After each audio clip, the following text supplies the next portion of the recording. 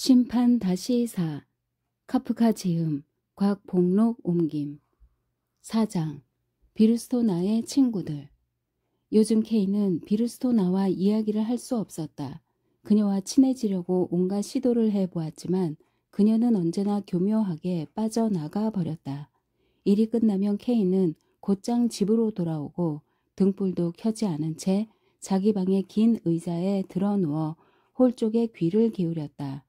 하녀가 그곳을 지나 문을 닫고 나가면 K는 일어나서 사람이 있을 리 없는 방문을 다시 한번 열어보곤 했다.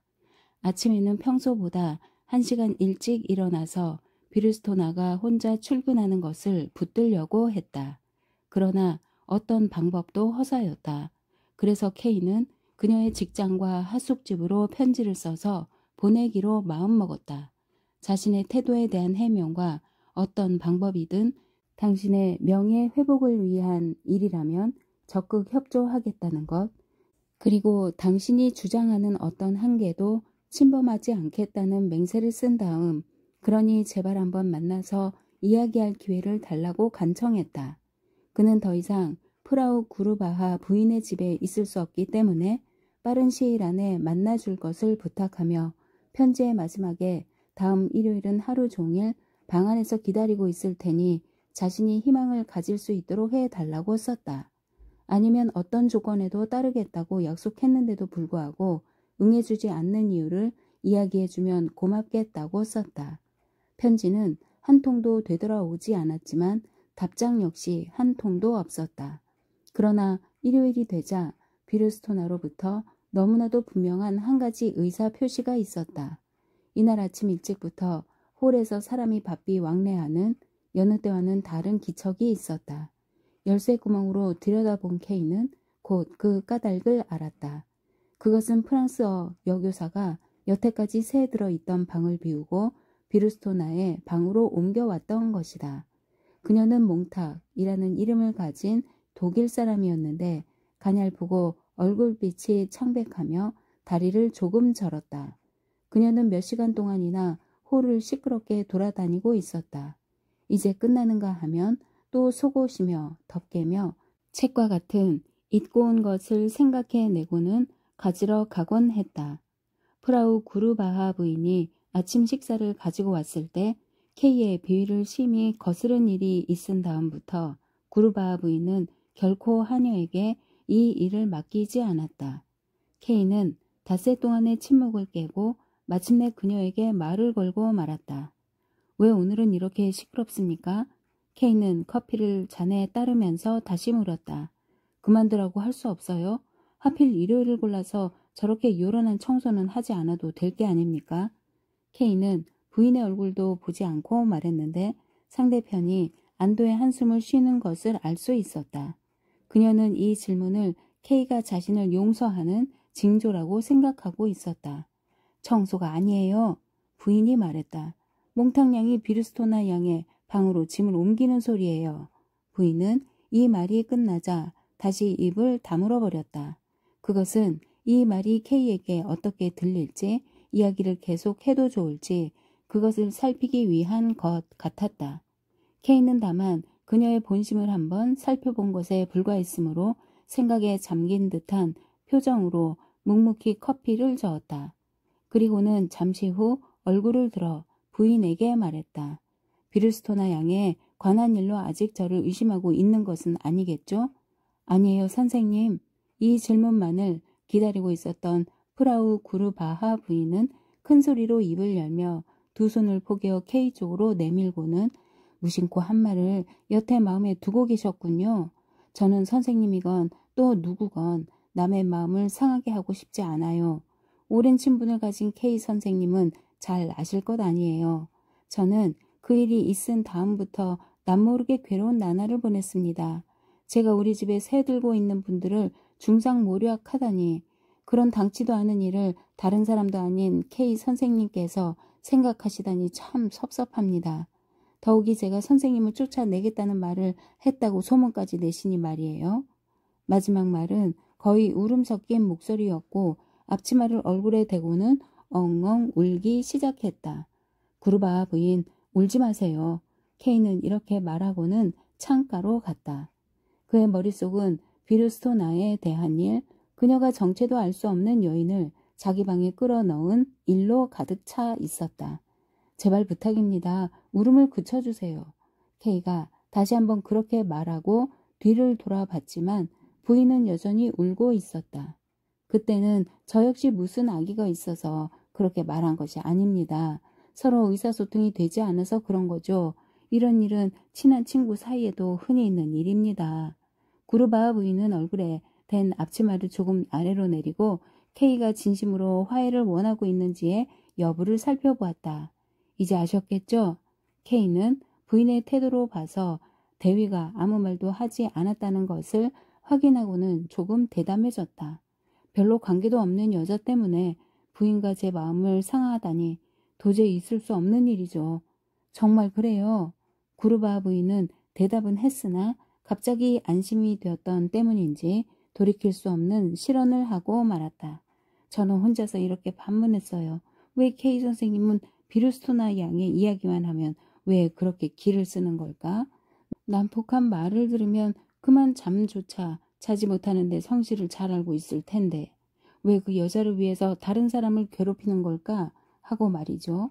사실 그 여자에 대한 것은 제 눈으로 본 것을 그대로 말씀드렸을 뿐이에요. K는 계속 침묵만 지키고 있었다. 처음 한마디를 들었을 때는 당장 방 밖으로 끌어내고 싶었으나 겨우 분통을 누르고 그저 커피만 마시며 구르바하 부인의 수다스러운 말에 못마땅해 하는 기색을 은근히 보여주는 것으로 그쳤다. 홀 마룻바닥을 절룩거리며 걸어가는 몽탁의 발소리가 이때 또 들렸다. 저 소리가 들리나요? K는 문 쪽을 가리켰다. 예, 프라우 구르바하 부인은 난처한 표정으로 말했다. 하녀를 보내 거들어 주려고 했으나 굉장히 고집이 센 사람이어서 무엇이건 자기 스스로 정리하지 않으면 마음이 놓이지 않는다고 거절하는군요. 비루스토나 양도 이상한 사람이죠. 나는 누군가에게 방을 잠깐 빌려주는 것도 아주 귀찮은데 자기 방에서 함께 살겠다고 하니 말이에요. 함께 살든 함께 살지 않든 그 사람들 마음대로죠. K는 커피잔에 남아있는 설탕을 스푼으로 긁으면서 말했다. 그렇다고 부인이 손해보는 것도 아닐 테고. 손해가 뭡니까? 오히려 다행스러운 일인걸요. 방이 하나 비어 조카인 대위의 방이 생겼으니 말이에요. 지금까지는 선생님 방 옆에 거실 말고는 묵게 할 방이 없었기 때문에 선생님께 무슨 방해라도 되지 않을까 싶어 몹시 걱정했어요. 천만의 말씀입니다.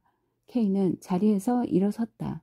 저는 그런 뜻으로 말씀드린 것이 아닙니다. 그 몽탁이라는 아가씨의 이사 또 지나가는군요. 이것이 참을 수 없단 말입니다. 덮어놓고 신경과민이라고 여기시면 곤란합니다. 프라우 구르바하 부인은 그만 어찌할 바를 몰라 하는 것 같았다. 이사하는 것을 원치 않으시면 그렇게 하겠어요. 아닙니다. 짐을 옮기도록 내버려 두세요. 예? 그럼 그러시죠. 부인은 그렇게 대답하긴 했으나 K의 말을 전부 이해하지 못한 표정이었다. 부인의 이런 태도가 K에게는 조금 오만하게 보였던 탓인지 그는 점점 더 초조해졌다. 그는 창문과 출입문 사이를 왔다 갔다 하면서 불쾌한 표정을 드러내고 있었다. 이 때문에 도중에 달아나 버리려고 생각하고 있었던 구르바하 부인의 퇴로가 차단되고 말았다. K가 출입문 쪽으로 다시 다가섰을 때 노크 소리가 들렸다. 그것은 다른 사람 아닌 하녀였다. 몽탕양이 드리고 싶은 이야기가 있으니 미안하지만 식당까지 좀 나와주시면 좋겠다. 기다리고 있겠다. 라는 전가를 전해주려고 온 것이었다. K는 조용히 그 말을 듣고 나서 어떻게 된 영문인지를 몰라 의아한 얼굴로 우두커니 서 있는 프라우 구르바하 부인을 향해 고개를 돌려 조소에 가까운 시선을 보냈다. 이 시선은 몽탁이 이렇게 나올 줄 알았다. 일요일에 오전을 같은 하숙인 때문에 완전히 망쳐버린 자에게 이번에는 한술 더 떠서 호출까지 하는구나. 이건 당신 때문이 아니겠소? 하고 비난하는 듯한 시선이었다. 그는 곧 가겠다는 전가를 주어 하녀를 돌려보냈다. 그리고는 웃옷을 갈아입기 위해 옷장 쪽으로 가면서 무슨 그런 사람이 다 있느냐고 투덜대는 프라우 구르바하 부인에게 아무렇지도 않은 듯이 아침 식사를 한 그릇을 치워달라고 부탁했다. 아직 손도 대지 않으셨네? 괜찮습니다. 그냥 치워주세요. K는 모든 일에 몽탕양이 끼어있는 것처럼 느껴져서 메스꺼움을 참을 수가 없었다. K는 홀을 지나면서 비루스토나의 방문이 닫혀있는 것을 바라보았다. 그러나 초대를 받은 곳은 그 방이 아니고 식당이었다. 그는 노크도 하지 않고 문을 열었다. 식당은 안쪽으로 깊숙하게 뻗어있는 방이었다. 창문도 하나밖에 없었다. 입구 쪽에 찬장이 2개 비스듬히 놓여 있는 것 말고는 기다란 식탁이 방을 전부 차지하고 있었다. 따라서 왼쪽 벽에 뚫려 있는 하나밖에 없는 창문에 가까이 다가선다는 것은 거의 불가능했다. 벌써 식사 준비가 되어 있었고 더구나 일요일 점심시간에는 하인들이 거의 자리를 같이 하므로 식탁 위에는 여러 사람 몫의 음식이 차려져 있었다. K가 방에 들어서자 창문 쪽에 있던 몽탁은 식탁 옆을 따라 K에게로 다가왔다. 두 사람은 서로 말없이 눈 인사만 교환한 뒤 가까이 마주 섰다. 몽탁은 평소의 버릇대로 고개를 뒤로 지나치게 젖힌 자세로 말했다. 저를 아시는지 모르겠어요. K는 눈을 가늘게 뜨고 쳐다보았다.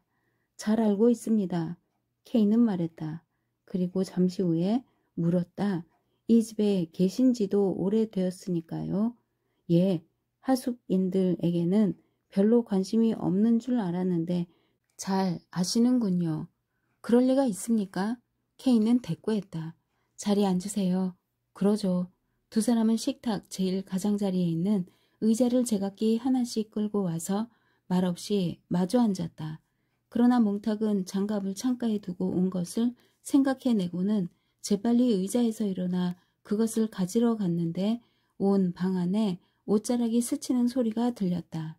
장갑을 가볍게 흔들면서 자리로 돌아오자 그녀는 입을 열었다. 사실은 비루스토나 양을 대신해서 좀 말씀드릴 것이 있어서 뵙자고 했어요. 본인이 직접 나왔어야 하는 건데 오늘 몸이 좀 불편하답니다. 언짢게 생각하지 말아주세요. 하지만 본인이나 데리러 나온 저나 말씀드릴 내용에는 변함이 없는 일이고 어떻게 생각하면 저는 제3자니까 오히려 자유로운 입장에서 말할 수 있을 것 같아요. 무슨 얘긴데요? K는 자기 입술에 쏠리고 있는 몽탁의 시선 때문에 적지 않은 피로를 느꼈다. 그녀는 그의 피로감을 눈치채고 하고자 하면 그가 하고 싶어 하는 말에 선수를 쳐서 막을 수도 있었을 것이다. 개인적으로 좀 만나달라고 비루스토나 양에게 요청했는데 허락지 않은 모양이로군요. 그렇습니다. 하지만 꼭 그렇다고 할 순 없어요. 아무튼 선생님이 말씀하시는 것은 너무 단정적인 것 같아요. 즉 만나드릴 수도 있고 혹은 만나지 않을 수도 있는 것이지만 현재로서는 만나는 일이 불필요하다는 것이에요. 선생님의 말씀을 들으니 저도 안심하고 말할 수 있겠군요. 선생님께서는 비루스토나 양에게 말이나 혹은 편지로 만나줄 것을 청했다고 알고 있어요. 그런데 무엇 때문에 만나자는 건지 그 사람은 그 이유를 충분히 알고 있었다고 생각해요. 그렇기 때문에 선생님을 만나보았자 아무에게도 소득이 없다고 확신하고 있어요. 제게는 어제 처음으로 그것도 약간만 이야기했을 뿐이에요. 그때 그 사람은 이렇게 말했어요. 만나서 이야기한다고 했지만 그 이야기라는 것이 별것도 아닐 테고 또 선생님께서도 시시한 생각을 한 것을 머지않아 후회하게 될 것이므로 만나자고 더 이상 조르지 않을 것이라고 말이에요. 나는 그 말도 일리가 있지만 K 선생님께는 분명히 대답해 두는 것이 문제를 애매하게 만들지 않을 거라 충고했어요. 그리고 그 대답을 제가 대신해서 전해주겠다고 말했더니 비루스토나는 잠시 머뭇거리다가 끝내 승낙했어요. 이와 같은 저의 노력을 선생님은 인정해 주실 것으로 믿어요. 어떤 사소한 문제라도 조금이라도 분명하지 못한 데가 있다는 것은 바람직하지 못하죠. 지금의 경우처럼 조금만 노력해도 문제를 분명히 처리할 수 있다면 우물쭈물 미룰 것이 아니라 단번에 결말을 지어 버리는 것이 옳다고 생각해요. 여러 가지로 염려를 끼쳐서 죄송합니다. K는 이렇게 덤덤하게 말하고 의자에서 일어나더니 몽탁의 얼굴을 한번 바라본 뒤 식탁 위로 시선을 옮겼다. 그리고 그는 다시 한번 식당 안을 둘러본 다음 출입문 쪽으로 걸어갔다. 몽탁은 K가 했던 사과의 말이 그리 명확하지 않다는 표정으로 두세 발짝 떨어져 그의 뒤를 따라갔다. 그러나 출입문 앞에 이르렀을 때 갑자기 문이 열리는 바람에 두 사람은 걸음을 멈추었다. 그때 방 안으로 들어온 것은 란츠 대위였다. 가까이에서 대위를 본 것은 그때가 처음이었다.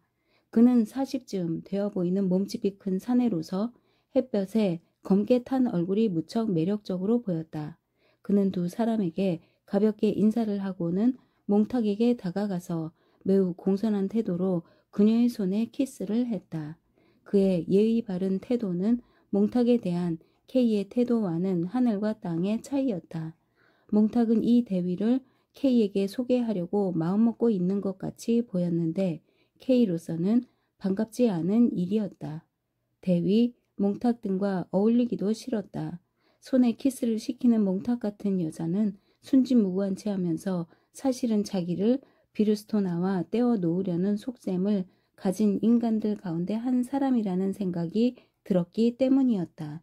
뿐만 아니라 몽탁이 교묘한 흉계를 꾸민 것은 의심할 여지가 없고 더욱이 이 여인은 비루스토나와 자신과의 관계, 특히 자기가 부탁한 비루스토나와의 만남에 대한 의미를 크게 과장해서 선전함으로써 모든 책임이 K에게 있는 것처럼 보이도록 하려는 것이었다. 그러나 K는 결코 쉽게 그것을 허용하지 않을 생각이었다.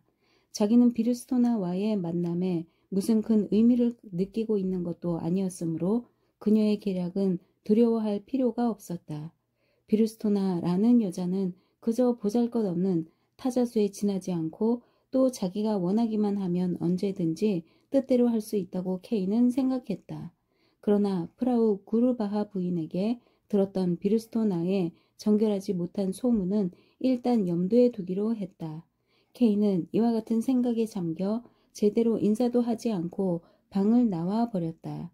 그리고 곧바로 자기 방으로 돌아가려고 했으나 그때 식당에서 몽탁의 웃음소리가 들려왔다. K는 이 두 사람을 간담히 선을 하도록 놀라게 해 주어야 되겠다고 생각했다. K는 주위를 둘러보고 어디서 방해자라도 나타나지 않을까 하고 귀를 기울여 보았으나 조용하기만 했다. 다만 식당 쪽에서 들려오는 이야기 소리와 부엌으로 통하는 복도 쪽에서 구르바하 부인이 일을 시키고 있는 목소리가 어렴풋이 들려왔을 뿐이다. K는 절호의 기회라고 생각했다. 그는 비루스토나의 방문 앞에 가서 노크를 했다. 그러나 아무런 반응이 없었다. 다시 한번 가볍게 노크를 해 보았으나 아무래도 사람이 있는 기척이 보이지 않았다. 자고 있는 걸까? 아니면 몽탁의 말대로 정말로 몸이라도 불편해서 앓고 있는 걸까? 혹은 자기인 줄 알고 일부러 숨죽이고 있는 걸까? 하고 이리저리 생각했다. K는 그만 대담한 결심을 했다. 그는 무의미하고 옳지 못한 자신의 소행을 의식하면서도 방문을 살며시 열어보았다. 그런데 방 안에는 아무도 없었다. 방 안의 상태도 전날과는 많이 변해 있었다. 벽 쪽에는 침대가 2개 나란히 놓여 있었고 방문 옆에 의자가 3개 놓여 있었으며 그 위에는 책과 속옷이 산더미처럼 쌓여 있었다. 천장은 열린 채로 있었다. 식당에서 몽탁과 K가 얘기를 나누고 있는 사이 밖으로 나가 버린 것 같았다. K는 그녀를 만날 수 있으리라고는 별로 기대하지 않았지만 그다지 낙심도 하지 않았다. 이것은 다만 몽탁에 대한 단순한 반발심 때문이었다. 그러나 문을 다시 닫고 복도로 나왔을 때 식당 입구에 서서 이야기를 하고 있는 몽탁과 대위의 모습을 보고 K는 심한 굴욕감을 느꼈다. 두 사람은 K가 문을 열었을 때부터 그 자리에 있었던 것 같았는데 K의 행동에는 별 관심도 없는 듯이 보였고 나직한 소리로 이야기를 계속하면서 K의 동작에 눈길을 간간히 보낼 뿐이었다. 그러나 K는 그 시선을 느끼고 약간 불안한 마음으로 복도를 거쳐 서둘러 자신의 방으로 돌아갔다. 5장 채찍을 휘두르는 사나이. 어느 날 저녁 K가 은행에서 중앙의 계단으로 통하는 복도를 걷고 있을 때 동료들은 거의 퇴근했고 발송실에서 희미한 가스 등불 아래 두 사람의 직원이 일하고 있는 것이 보일 뿐이었는데 창고라고 알고 있던 어떤 방 안에서 신음소리가 들려왔다. 깜짝 놀라 걸음을 멈추고 잘못 들은 것이 아닌가 하고 다시 한번 귀를 기울이자 또다시 그 소리가 들렸다.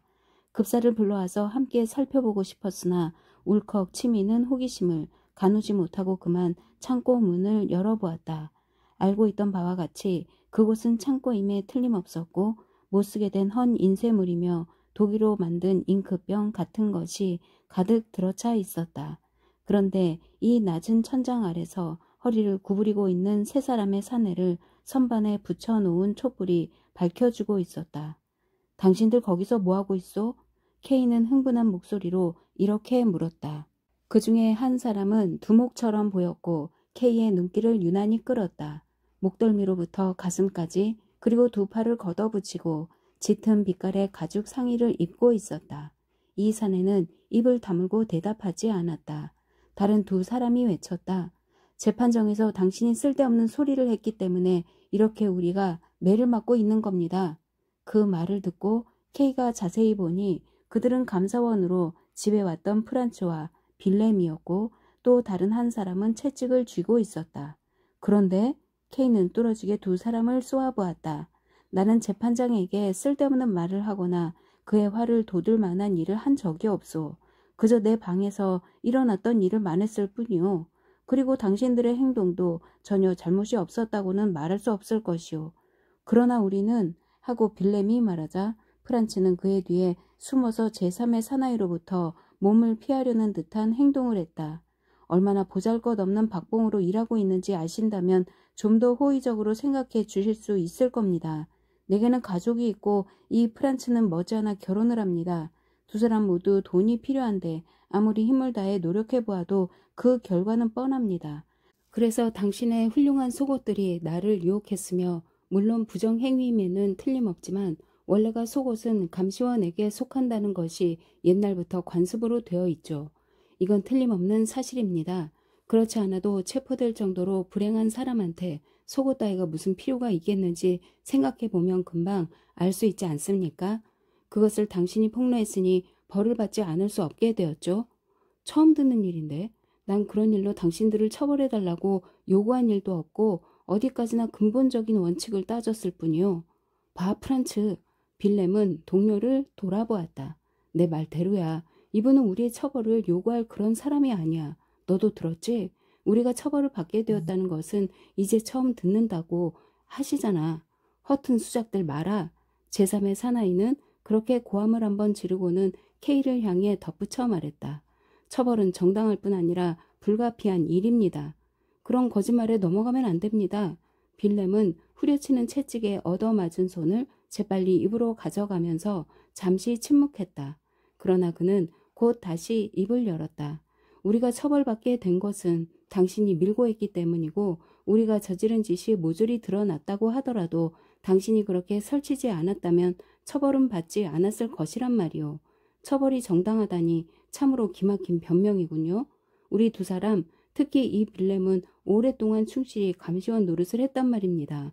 당신도 우리의 착실한 근무 상태를 인정하지 않을 수 없을 것이오. 우리는 출세할 수 있다는 기대가 있었소. 얼마 동안만 고생하면 이 사람처럼 태영리가 될 수 있었소. 아직 한 번도 밀고 당하지 않았다는 행복한 신분으로 말이오. 그러나 이제는 다 틀렸소. 우리 장래도 다 끝장이 나고 말았소. 앞으로는 감시원 노릇보다 더 못한 일을 맡을 것이고 게다가 까무러칠 정도로 아픈 태영까지 받게 되었으니 말이오. 그렇게 아픈가? K는 태영리가 휘두르고 있는 채찍을 살짝 만져보았다. 사람의 가죽을 밟아 벗겨버린단 말이오. 빌렘의 말이었다. 과연 그렇겠군요. K가 그렇게 말하고 새삼 태영리를 관찰했다. 그는 뱃사람처럼 피부가 다갈색으로 볕에 그을은 사내로 매우 야성적인 모습이었다. 그 태영을 그만둘 수는 없나요? K는 태영리에게 물어보았다. 없소. 태영리는 그렇게 대답하고 빙그레 웃으면서 고개를 설레설레 흔들었다. 옷을 벗어. 그 태영리는 감시원들에게 그렇게 명령한 뒤 K를 돌아보며 저놈들 말을 고지 듣다가는 큰 봉변을 당합니다. 태영이 무서워 머리가 좀 이상해진 것 같으니 말입니다. 예를 들면 이 사내가 하고 빌렘을 가리키면서 말했다. 자기의 장래에 대해서 짓거린 말은 그야말로 웃기는 이야기죠. 어떻습니까? 이 돼지처럼 살찐 꼬락서니가 말입니다. 후려친 채찍이 비계덩어리 속으로 파묻힐 듯이 보였다. 이 사내가 왜 이렇게 살이 쪘는지 당신은 모를 겁니다. 당신의 아침 식사도 먹어 치우지 않았소. 그렇죠? 내가 말한 대로죠. 배때기가 이렇게 튀어나온 놈은 제 아무리 발버둥 쳐봤자 태영리는 안 돼. 어림도 없는 일이지. 배가 놓은 사람이 태영리가 된 적이 있다오. 허리끈을 풀고 있던 빌렘이 항변했다. 닥쳐 이 자식아. 태영리가 그의 목덜미를 노리고 채찍을 후려치자 빌렘은 온몸에 경련을 일으켰다. 남의 이야기에 참견 말고 빨리 옷이나 벗으라니까. 이 사람들을 눈 감아주면 사례는 원하는 대로 드리겠습니다만. K는 그렇게 말하고는 이번에도 태영리의 얼굴은 보지도 않고 원래 이런 거래는 서로 바라보지 않고 해치우는 것이 바람직한 방법이므로 지갑을 꺼냈다. 돈을 쥐어주고 난 뒤 밀고를 해서 나로 하여금 태영을 당하게 하려고? 천만에 난 그런 수작에 넘어가지 않아. 진정하시오. K는 말했다. 처음부터 이들을 처벌해달라고 요구할 정도라면 미쳤다고 이렇게 큰 돈을 써서 이들을 구하려고 하겠소? 난 이 문을 닫고 이곳을 떠나버리면 그만이요. 하지만 그럴 수가 없소. 어떻게 하면 이 두 사람을 자유롭게 해줄 수 있을까 하고 진지하게 생각할 뿐이요. 두 사람의 처벌이 불가피하다는 것을 알았다면, 아니 처벌될지 모른다는 것만 알았어도 이 두 사람의 이름은 밝히지 않았을 것이오. 단적으로 말해서 이 두 사람에게는 죄가 없소. 죄는 그 방대한 조직에 있소. 높은 지위에 있는 사람들에게 있단 말이오. 그 말씀이 옳소. 두 사람은 입을 모아 소리쳤다. 그러나 그 순간 태영리는 발가벗은 등줄기에 칼날 같은 채찍을 후려쳤다. 만일 이 채찍 아래에 지위가 높은 재판관이 있다고 생각한다면 하고 말하면서 K는 머리 위로 치켜드는 사내의 채찍을 붙잡았다. 난 더 이상 말리지 않겠소. 하지만 당신이 좋은 일만 한다면 돈은 얼마든지 내겠소. 그럴듯한 말이군요. 하지만 태영리는 말했다. 돈으로 나를 매수하려고 생각했다면 그건 어림도 없는 오산이요. 때리는 것이 내 직책이니까 난 그저 때릴 뿐이요. 그러니 더는 상관하지 마시오. K가 참견하는 바람에 형세가 유리하게 되는 줄로 생각했던 것인지 지금까지는 얌전히 앉아있던 프란츠가 문 쪽에 서 있는 K에게로 다가왔다. 그는 바지만 입은 발라의 몸으로 땅바닥에 꿇어앉아 K의 다리를 붙잡고는 힘없는 목소리로 말했다. 두 사람을 모두 구출할 수 없거든 나 혼자만이라도 어떻게 살려주세요. 빌렘은 늙었고 감정이 둔해 견딜 수도 있을 겁니다. 더구나 그는 2년 전에 가벼운 태형을 받은 적이 있습니다. 저는 그런 처벌을 받은 적도 없고 빌렘이 가르쳐주는 대로 무슨 일이든 해치웠을 뿐입니다. 밖에서 제 불쌍한 약혼녀가 어떻게 되는지 걱정이 되어 가슴을 죄며 기다리고 있습니다. 쥐구멍이라도 있으면 그만 숨어버리고 싶습니다. 그는 이렇게 말하고 K의 웃옷으로 눈물을 닦았다. 그만큼 짓거렸으면 됐겠지. 태영리는 벼랑간 채찍을 두 손으로 잡고 프란츠를 후려 갈겼다. 빌렘은 구석 쪽에서 웅크린 채 고개를 움직일 용기도 없어서 눈알만 굴리며 형세를 살피고 있었다. 프란츠의 입에서 처절한 신음소리가 터져나왔다. 그 소리는 인간의 목구멍으로부터 나오는 것이 아니라 고문을 받는 한 대의 기계로부터 나오는 것만 같았다. 그 소리는 모든 복도에 울려 퍼지고 건물 구석구석까지 들렸음에 틀림없었다. 소리치지 마시오. K는 그렇게 외치면서 급사가 그 소리를 듣고 달려오지 않을까 하고 복도를 살펴보았다. 그런데 프란츠는 기절한 듯이 마룻바닥에 쓰러져 있었다. 그는 경련이라도 일으킨 듯이 전신을 부들부들 떨면서 손을 허공으로 내젓고 있었다. 그러나 격렬한 고통에 정신을 잃고 버둥거리기만 하는 그의 몸 위에 채찍질은 계속되었다. 그때 사환들이 달려오는 것이 보였다. 그리고 사환의 뒤에 조금 떨어져서 또 한 사람이 오고 있었다. K는 재빨리 문을 닫고 가까이 있는 마당 쪽으로 뚫려 있는 창문으로 다가가서 그 창문을 열었다. 갑자기 비명이 멈췄다. K는 사환들이 더 다가오지 못하게 하려고 나야 하고 큰 소리로 외쳤다. 늦도록 수고가 많으십니다. 무슨 일이 있으세요? 아무것도 아닐세. K는 대답했다. 안마당에서 개가 한 마리 지저대고 있을 뿐이야. 사환들이 그 자리에서 떠나지 않으므로 K는 이렇게 말을 덧붙였다. 모두 어서 돌아가서 일이나 계속하게. 그는 또 사환들이 무슨 말이라도 걸어오면 곤란하다 싶어서 몸을 창 밖으로 반쯤 내밀고 있다가 잠시 후 복도를 되돌아보았다. 이미 사환들의 모습은 보이지 않았다. K는 계속 창가에 서 있었다. 다시 한번 창고에 들어가 볼 용기는 없었지만 그렇다고 집에 가고 싶은 생각도 없었다. K가 네모진 자그마한 안뜰을 내려다보니 그 주위에는 사무실이 빙 둘러있고 사무실의 창문은 모두 컴컴했다. 그러나 맨 위층의 창문만은 달빛이 환하게 반사되고 있었다. 안뜰 한쪽 구석에는 손수레가 하나 팽개쳐진 것처럼 뒤집혀 있었다. K의 시선은 그곳에 머물렀다. 태영을 저지할 수 없었던 것이 K의 마음을 괴롭혔다. 그것은 K의 책임이 아니었다. 프란츠가 그렇게 큰 소리로 비명만 지르지 않았더라면. 그렇다. 태영은 격렬한 고통이 따르는 게 틀림없지만 결정적인 순간에 자기를 제어하는 여유만은 가져야 하지 않겠는가. 태영리를 설득할 한 가지 방법을 유효하게 살릴 수 있었을 것이다. 이들과 같은 하급에 속하는 관리들이 모두가 무지막지한 놈들이라고 한다면 무엇보다도 가장 비인간적인 임무를 맡고 있는 이 태영리 역시 예외일 수는 없었다. K는 그가 지폐를 바라보고 눈빛을 바꾸었던 것을 확실히 보았다. 매질을 더욱 심하게 한 것은 금액을 좀 더 끌어올리려는 속셈이었음을 비로소 눈치챘다. K도 돈을 아끼고 싶지 않았다. 감시원들을 그 무서운 고통 속에서 구해주고 싶었던 것은 사실이고 이 재판 조직의 부패와 싸움을 시작한 이상 이런 방면에 관심을 가지는 K의 태도는 당연하다고 볼 수 있었다. 그러나 프란츠가 비명을 지르는 바람에 모든 것이 수포로 돌아갔다. K는 사환을 비롯해서 이 건물 안에 있는 사람들이 몰려들어 창고에서 그들과 실랑이를 벌이고 있는 자신의 모습을 보이기 싫었고 사실 누구라도 이와 같은 자기 희생을 K에게 요구할 이유도 없었다. 만약 K에게 그런 마음이 있었다면 자기가 옷을 벗고 감시원들 대신에 매를 맞는 것이 차라리 나은 방법일 것이다.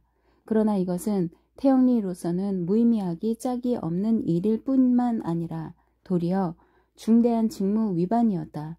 게다가 기소 중인 K에게 손을 대는 것은 재판소 관계자 모두에게 엄하게 금지되어 있을 것이므로 이중으로 죄가를 범하는 결과가 되었다.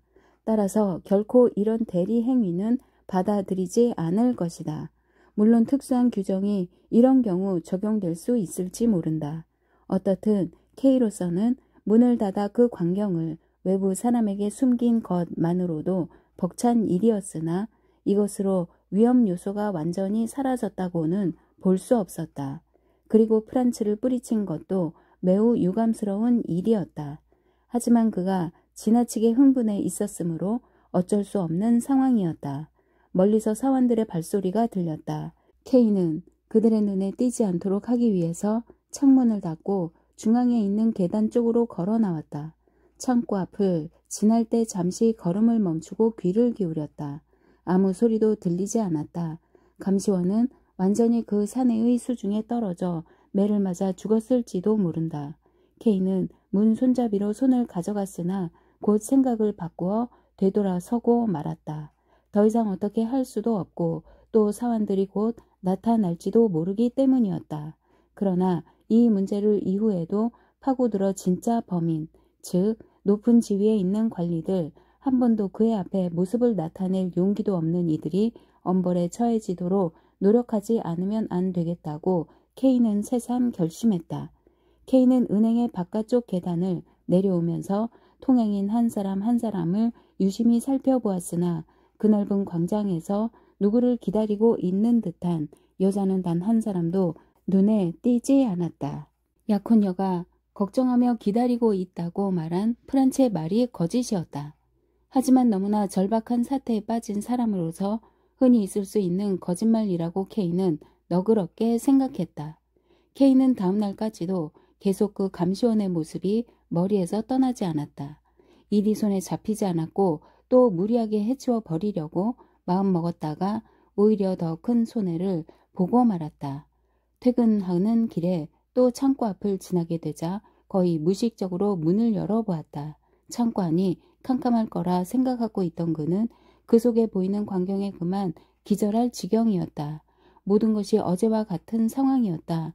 문턱까지 쌓여있는 온갖 잡동사니들, 그리고 채찍을 손에 쥔 태영리, 여전히 발라의 모습을 한 감시원, 선반 위에 놓여있는 촛불, 그 어느 것이나 조금도 어제의 그것과 다름이 없는 광경이었다. 감시원은 그의 모습을 발견하자 필사적으로 살려달라고 아우성을 치고 애원했다. 제발 좀 살려주세요. 그러나 케이는 문을 세게 닫아버렸다. 그리고는 마치 문을 잠그려고 하는 것처럼 주먹으로 두들겼다. 케이가 슬픔에 복받쳐 사원이 있는 곳으로 달려가자 등사판을 조용히 밀고 있던 그들은 모두 놀라며 일손을 멈추었다. 지금 당장 창고를 청소해둬. 케이는 고함쳤다. 먼지 속에 파묻히고 말겠어. 사원들은 그곳 청소는 내일 할 계획이라고 말했다. 케이는 고개를 끄덕이고 이렇게 밤이 늦었으니 더 이상 자기의 주장을 고집할 수는 없다고 생각했다. 그는 잠시 사원들 앞에 앉아 있다가 등사판에서 나온 인쇄물을 몇 장 뒤적거렸다. 이것으로 사원들에게 서류를 조사하러 온 것처럼 보이게 할 수 있다고 생각했다. 잠시 후 케이는 지치고 텅 비어버린 머리를 움켜쥐고 집으로 돌아갔다. 6장 숙부 레니. 어느 날 오후 우편물 마감 시간이 다 되어 눈이 어지러울 정도로 바삐 일하고 있는 곳에 숙부 카를이 때마침 결제 서류를 가지고 들어온 사원 두 사람을 밀어젖히며 나타났다. 숙부는 시골에 보잘것없는 지주였다. 케이는 이미 조금 전에 숙부가 왔다는 정가를 들은 터였으므로 그다지 놀라지 않았다. 한 달 전부터 숙부가 찾아올 것이라는 것은 알고 있었다. 조금 상반신을 구부리고 허름한 파나마 모자를 왼손에 쥔 그는 케이 앞에 채 다가서기도 전에 오른손을 내밀고 남들이 어떻게 생각하든 아랑곳 없이 책상 위로 악수를 청하고 방해되는 것은 사정없이 밀어내버렸다. 숙부는 도시에 올라오더라도 언제나 하루 이상은 머무르지 않았는데 예정된 계획을 전부 그 하루 동안에 해치워 버리려고 서둘렀다. 그리고 예정 외의 면회, 상담, 오락 같은 일정 역시 하나도 빠뜨리지 않으려고 했다. 이런 까다로운 성격 때문에 그는 언제나 허둥거렸다. 케이는 옛날 후견인으로 자기를 돌봐준 은혜도 있는 터라 숙부의 온갖 편의를 봐주지 않으면 안 되었고 게다가 자기의 하숙에서 잠자리를 같이 해야 했다. 시골에서 온 도깨비. 케이는 숙부를 이렇게 불렀다. 인사를 교환하고 나자 케이는 팔걸이 의자에 앉도록 권했지만 숙부에게는 그럴 시간의 여유조차 없어 보였다. 숙부는 아무도 없는 데서 잠시 이야기를 나누고 싶다고 했다. 사람이 있는 곳에서는 숙부는 괴로운 듯이 마른 침을 삼키면서 말했다.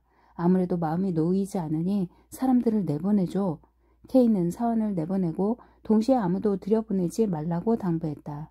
요제프, 왜 그따위 짓을 한 거냐? 방 안에 두 사람만 남게 되자 숙부는 대뜸 고함을 지르며 책상 위에 앉더니 자세를 편안하게 하려고 옆에 있던 서류를 닥치는 대로 엉덩이 밑에 끌어넣었다. 케이는 숙부의 그런 모습을 말없이 보고만 있었다. 이야기의 내용은 듣지 않더라도 이미 알고 있는 터였고 바삐 일하던 손을 멈추자 순간 피로가 몰려오며 전신으로 퍼져나갔다. 케이는 창 너머로 길 건너편 건물을 멀거니 바라보았다. 그의 자리에서는 삼각형의 자그마한 들판과 두 개의 진열장 사이의 텅 빈 벽의 일부가 보일 뿐이었다. 엉뚱한 곳만 보고 있구나. 숙부는 팔을 쳐들었다. 요제프, 난 도무지 믿을 수 없는 일인데 도대체 그게 정말이란 말이야? 대답해봐. 숙부님, K는 어지러운 생각을 미처 가다듬지도 못한 채 말했다. 대체 무슨 말씀인가요? 도대체 알 수 없군요. 요제프, 숙부는 엄한 어조로 말했다. 너는 오늘날까지 내게 숨기는 일이라고는 없었는데 이제 보니까 그렇지도 않은 것 같구나. 아, 이제 알았습니다. K는 순순히 말했다. 제 소송 사건을 들으신 모양이군요. 그래, 숙부는 고개를 끄덕였다. 도대체 누구한테 들었습니까?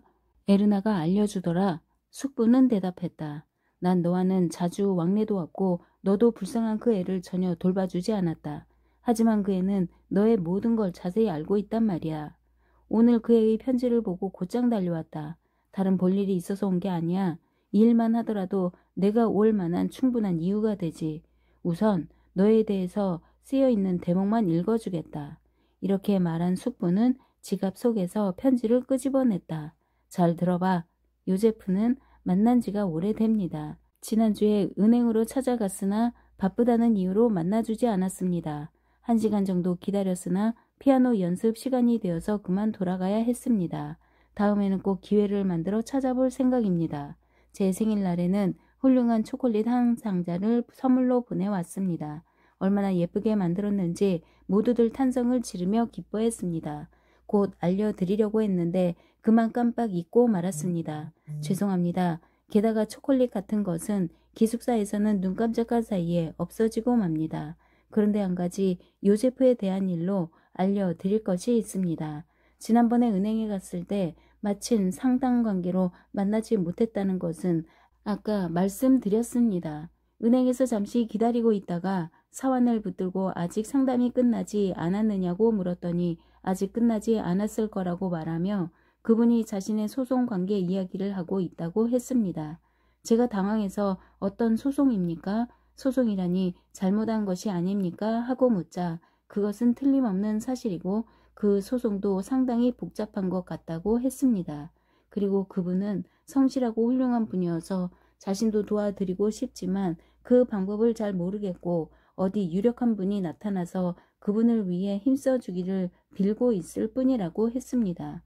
마지막으로 그는 틀림없이 일이 잘 풀릴 것이며 결국은 좋은 결말을 맺을 거라 생각하지만 최근 2, 3일 동안 몹시 기분이 좋지 못한 것을 보니 그 일이 잘 처리되지 않은 듯 보인다고 걱정했습니다. 이것은 결코 믿을 수 없는 이야기였습니다. 저는 인상이 좋은 이 사환에게 고맙다고 인사를 하고 함부로 누구에게나 이야기하지 말라고 부탁을 했습니다. 제 생각엔 아무래도 터무니없는 말 같지만 아버님께서 한번 오셔서 이 사건을 알아보시고 아버님의 친구 가운데서 유력한 사람을 통해 사건을 하루바삐 처리하도록 힘써주시면 좋을 것 같습니다. 아마도 큰일은 아닐 거라 생각하지만 아버님께서 이곳으로 오시면 저도 아버님을 뵐 수 있으니 그보다 반가운 일은 없겠죠. 아무튼 귀여운 소리만 하는 아이야. 편지를 다 읽고 난 숙부는 손수건으로 눈물을 닦고 있었다. K는 짐작이 갔다. 요즘 이래저래 복잡한 사건이 연달아 있었기 때문에 에르나에 대한 일은 깜빡 잊고 있었다. 그 생일까지도 잊어버릴 정도였으므로 초콜릿 이야기는 숙부나 고모에게 K의 인상을 나쁘게 하지 않으려고 에르나가 엉터리로 꾸며낸 이야기임은 말할 것도 없었다. 참으로 감동할 만한 이야기가 아닐 수 없었다. 이제부터 부지런히 극장표 같은 것이라도 보내줘야 되겠다고 다짐하는 걸로는 에르나의 성에 대한 보답으로 너무나 미약해 보였다. 그렇다고 해서 기숙사로 찾아가서 18살밖에 안 되는 어린 여학생하고 노닥거리고 싶지 않았다. 어때? 숙부는 대답을 재촉했으나 아까의 그 흥분은 어디론가 사라진 후였다. 아마도 다시 그 편지를 읽고 있는 모양이었다. 예, 숙부님, 그건 사실입니다. 뭐? 사실이라고? 숙부는 큰소리로 말했다. 너 그게 정말이냐? 설마 형사사건은 아니겠지? 형사사건입니다. 잘도 그런 말을 짓거리는구나. 침착할수록 좋습니다. K는 침울한 표정으로 대답했다. 걱정하시지 않아도 됩니다. 넌 너 혼자 침착하면 되는 줄 아니? 숙부는 고함을 지르기 시작했다. 요제프, 자신에 대해서는 물론이고 친척에 대해서 그리고 가문에 대해서도 생각을 해야 된단 말이다. 집안의 자랑거리였던 내가 집안의 수치가 되어서야 되겠니? 봐. 도대체 그 태도가 틀려 먹었단 말이다. 무고한 죄에 대해서는 당당하게 이의를 내걸고 과감하게 싸워야 할 텐데도 그런 기색조차 보이지 않으니 어떻게 된 거냔 말이다. 자, 우물거리지 말고 어서 그 소송 내용을 이야기해봐. 분명 은행에 관계된 일이겠지만. 은행에 관계된 일은 아닙니다. K는 자리에서 일어나 다시 말을 이었다. 숙부님 목소리가 너무 크십니다. 사원이라도 들으면 곤란하니 밖으로 나가시죠. 다른 곳에 가서 무엇이든 다 대답하겠습니다. 저 역시 집안 사람들에 대해서는 책임을 느끼고 있으니 말입니다. 그래, 그러는 것이 좋겠다. 숙부는 소리쳤다. 대찬성이다. 자, 요제프, 어서 나가자. 어서. 비서에게 일려두지 않으면 안 될 말이 있으니 조금만 기다려주세요. K는 전화로 비서를 불렀다. K는 일어선 채 이 젊은이에게 오늘 중으로 완수해야 할 일에 대해서 여러 가지 서류를 펼쳐가면서 설명을 했고 비서는 K의 지시를 냉정하고 주의 깊은 태도로 듣고 있었다. 숙부는 눈을 두무렇게 뜨고 입술에 신경질적으로 침을 바르면서 두 사람의 옆에 버티고 서 있었다. 물론 이야기의 내용은 몰랐다. 그러나 그런 태도가 두 사람을 불편하게 한 것은 틀림없었다. 그런데 숙부는 이번에는 방안을 걷기 시작했다. 창가로 다가서서는 잠시 걸음을 멈추고 도대체 알 수 없는 일이야 라고 중얼거리기도 했다. 그는 걸어 다니다가 때때로 발걸음을 멈추고는 혼잣말을 짓거렸다. 젊은 비서는 그런 것에는 조금도 개의치 않고 조용히 명령을 듣고 요점을 메모한 다음 두 사람에게 고개를 숙이고는 밖으로 나갔다. 그때 숙부는 젊은 비서에게 등을 돌리고 창밖으로 몸을 내밀고는 두 손으로 커튼을 만지고 있었다. 출입문이 닫히자마자 숙부는 말했다. 젊은이도 나갔으니 이번에는 내 차례다. 자, 나가자. 홀에는 사환이나 행원들의 얼굴도 열어 보이고 또 대리가 지나가고 있었으므로 소송 이야기는 하지 못하게 하고 싶었으나 적당한 구실이 미처 생각나지 않았다. 자, 요제프, 인사를 하는 주위 사람들에게 답례를 보내면서 숙부는 말을 시작했다. 어떤 소송이냐? 자세히 말해봐라. K는 마주치는 사람들에게 불안한 미소를 띄었는데 계단까지 왔을 때 비로소 입을 떼고 말했다.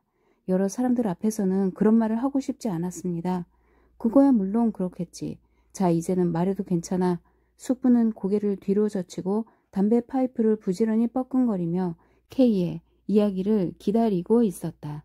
미리 말씀드리지만 이것은 보통 재판소의 소송이 아닙니다. 그게 또 무슨 말이냐? 예? 무슨 말이냐고 했다. 두 사람은 거리로 통하는 계단 바깥 위에 있었다. 수희가 그들을 살피고 있는 것 같아 K는 숙부를 재촉해서 서둘러 계단을 내려갔다. 그리고 곧장 거리의 인파 속으로 들어갔다. K의 한쪽 팔을 붙잡고 걸어가던 숙부는 이제는 그다지 집요하게 묻지도 않았고 한동안 말이 없었다. 그러나 시간이 조금 지나자 숙부가 다시 입을 열었다. 어떤 사건이냐? 숙부가 그 자리에 우뚝 서 버렸으므로 뒤에서 오던 행인은 당황하며 숙부를 비켜 지나갔다. 이런 사건은 아무런 이유 없이 일어나는 것이 아닌데 일이 터졌으면 편지로라도 내게 알려야 할 것이 아니냐. 나도 너 때문에 무척 고생해온 사람이고 지금도 너의 후견인 구실을 하고 있다. 그리고 오늘날까지 그것을 자랑으로 삼아왔다. 이번에도 너를 도울 결심으로 왔는데 이미 소송이 진행되었다면 어려울 것 같구나.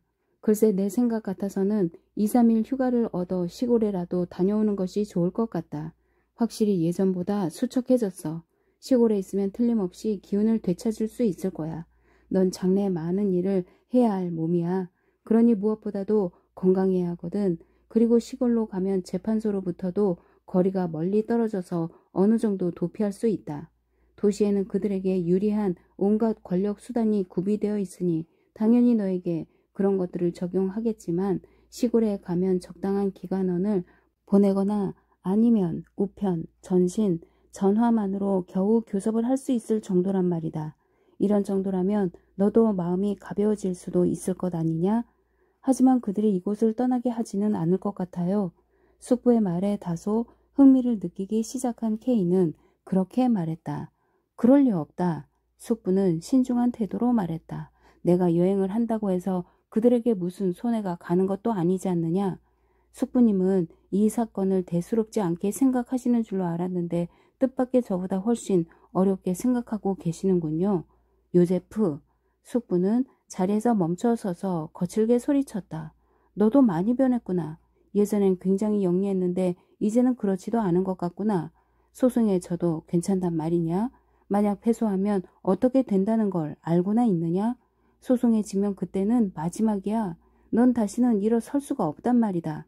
게다가 친척들도 함께 말려들기 십상이고 운이 좋아봤자 세상에 얼굴도 들고 다니지 못하게 될 뿐이다. 요제프, 정신 차려야 돼. 될 대로 되라는 너의 태어난 태도를 보니 내가 미칠 것 같다. 이런 소송은 이미 진 거나 다름없다라는 말을 간혹 듣지만 바로 내 얼굴에 그 말이 쓰여 있구나. 숙부님, K가 말했다. 흥분은 서로 삼가는 것이 좋을 것 같아요. 너무 쉽게 흥분해선 오히려 소송에 이길 수 없거든요. 숙부님의 의견은 좀 엉뚱한 데가 있어도 저는 잘 새겨 듣고 있습니다. 이번에는 제가 직접 경험한 이야기를 들어주시면 좋겠습니다. 소송 때문에 가족들까지 화를 당하게 된다는 말씀은 얼른 이해가 가지 않습니다만 숙부님 말씀이니까 지금은 시키는 대로 따르겠습니다. 그러나 시골로 가는 일만큼은 아무리 생각해도 불리할 것 같습니다. 그것은 마치 자신의 죄를 스스로 인정하고 도망친 꼴밖에 더 되겠습니까? 솔직히 여기 있으면 그들이 귀찮게 구는 건 사실이지만 그 대신 저도 그 대처법을 생각할 수 있으니까요. 하긴 그래? 숙부는 이제 좀 얘기가 통한다는 표정으로 미소를 지으며 말했다. 내가 그렇게 하자고 말한 까닭은 내가 여기 있으면 너의 그 될 대로 되라는 식의 태도 때문에 이 일을 망쳐버릴 것 같기 때문이다. 그래서 내가 이곳에 머무르면서 계획을 세우는 게 좋을 것 같다는 생각을 한 거란다. 너 혼자서도 잘 처리할 수 있다면 더욱 좋고 말이다. 그렇다면 숙부님께서는 이 문제를 어떻게 했으면 좋을 것 같습니까? 그건 사건 내용을 좀 더 분명히 알고 난 다음의 이야기야. 숙부는 대답했다. 난 벌써 20년이나 시골 구석에 처박혀 살았고 이런 도시에 나올 기회도 거의 없었기 때문에 이런 문제에는 적잖이 둔감해졌어. 친지 가운데는 이곳 사정을 잘 아는 사람들도 덜어 있었지만 오랜 세월이 흐르는 동안에 자연 멀어져 버렸어. 시골에 살다 보니 그럴 수밖에 없지. 이런 사건을 당하면 더욱 그런 것을 절실히 느끼거든. 물론 에르나의 편지를 읽었을 때부터 대강 짐작은 했고 또 오늘 너의 얼굴을 보고도 사건의 내용이 어느 정도라는 것을 알 수 있었다. 하지만 나로서는 예상 밖이었다. 그런데 우리가 이런 이야기만 하고 있어서는 안 돼. 빨리 서둘러야지. 이런 일은 때를 놓치면 안 되는 법이란 말이다. 숙부는 벌써 큰 길로 나가 지나가던 자동차를 불러 운전사에게 목적지를 말했다. 그리고 잡아 끌다시피 K를 차 안으로 밀어넣었다. 홀트 변호사에게 가자. 숙부는 말했다. 내 동창생인데 너도 들은 적이 있겠지. 뭐? 들은 적이 없다고? 이상하군. 가난한 사람들의 변호사로서 유명한 사람인데 인품도 참으로 훌륭한 분이지. 숙부님께서 하시는 일이니까 틀림없겠죠. K는 그렇게 대답했으나 너무나도 독단적인 숙부의 태도가 마음에 들지 않았다. 자신이 피고의 입장인데다가 가난뱅이 전문의 변호사에게 도움을 청한다는 것이 그다지 유쾌하지 않았기 때문이었다. 이런 경우에도 변호사가 필요한 건가요? 물론이지. 숙부는 말했다. 뻔한 일 아니냐? 자, 지금까지의 경위를 낱낱이 말해봐. 어서. K는 기다리고 있었다는 듯이 사건의 전말을 말하기 시작했다. 숨김없이 모조리 털어놓는 일. 그것은 소송을 하나의 큰 수치로 알고 있는 숙부에게 항의하는 가장 좋은 방법이었다. 단 한 번 비르스토나라는 이름이 무의식 중에 입 밖에 나오긴 했지만 비르스토나는 이 소송과는 그리 관계가 없었으므로 이것을 가지고 K의 설명이 철저하지 못했다고는 할 수 없었다. K는 계속 사건의 경위를 이야기하면서 차창 밖을 바라보았다. 우연치 않게 자동차는 문제의 그 재판소 사무실이 있는 마을을 달리고 있었다. K는 이 놀라운 사실을 숙부에게 설명했으나 그는 별로 놀라는 기색을 보이지 않았다. 자동차는 어떤 어둠침침한 건물 앞에 멈추었다. 숙부는 자동차에서 내리기가 무섭게 현관문에 달려있는 초인종을 눌렀다. 숙부는 싱글벙글 입가에 미소를 지으며 나지막한 소리로 K에게 말했다. 벌써 8시냐? 변호를 의뢰하러 가는 시간치고는 좀 못하지만 훑으니까 괜찮겠지? 출입문 옆에 뚫려있는 둥그렇고 자그마한 창문에 검고 커다란 눈이 2개 나타나서 잠시 두 사람을 훑어보고 사라졌다. 출입문은 여전히 닫힌 채였다. 그러나 2개의 눈동자가 나타났다가 사라졌다는 사실에 숙부나 K 모두 긍정적으로 생각했다. 새로 들어온 한여로군. 처음 보는 손님이라 두려워서 그러는 모양이야. 숙부는 그렇게 말하고 다시 노크를 했다. 눈동자가 또다시 나타났다. 그것은 무척 슬퍼 보이는 눈매였는데 두 사람의 머리 위에서 흘러내리는 그다지 밝지도 않을 가스등 불빛 때문에 그렇게 보이는 것 같았다. 열지 않겠어? 숙부는 소리치면서 주먹으로 문을 두드리며 말했다. 친구가 왔다고 말해. 변호사님은 병 속에 누워 계십니다. 으슥한 복도 안쪽에서 나직이 말하는 사람이 있었다. 그다지 길지도 않은 좁은 복도의 제일 안쪽 방 앞에 잠옷을 입은 사내가 한 사람 서 있다가 아주 작은 소리로 그렇게 알려주었다. 오랫동안 기다리게 하는 바람에 화가 난 숙부는 획 몸을 돌리면서 커다란 목소리로 외쳤다. 뭐? 병이라고? 정말이요? 그러더니 숙부는 마치 그가 병 그 자체이기나 하다는 듯이 위협적인 태도를 보이며 남자에게 다가갔다. 이미 문은 열렸습니다. 사내는 변호사의 방을 손가락으로 가리키고는 잠옷자락을 두 손으로 끌어당기면서 이내 자취를 감춰버렸다.